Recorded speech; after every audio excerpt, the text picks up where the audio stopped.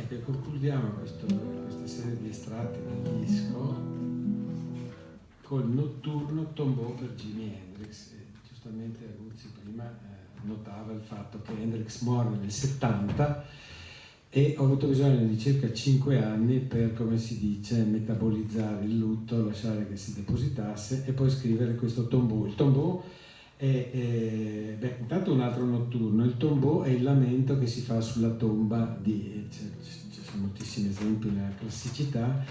In questo caso il titolo dice soltanto per Jimi H, senza specificare Hendrix, non mi piaceva vendere il nome di Hendrix nel titolo. E io ero rimasto molto ma molto colpito, perché tra l'altro Hendrix era una persona gentilissima, come sa chi si occupa di queste cose, era perfino molto timido, ed è uno che ha aperto delle strade incredibili per quanto riguarda la chitarra, e mi aveva moltissimo colpito il fatto che fosse morto soffocato nel proprio vomito, e quindi questo pezzo cerca di rendere questa situazione all'interno di una serie di accordi che sono tipici, ancora una volta torniamo nel Rinascimento, e a partire da lì e facendo strada arriviamo a Jimi Hendrix.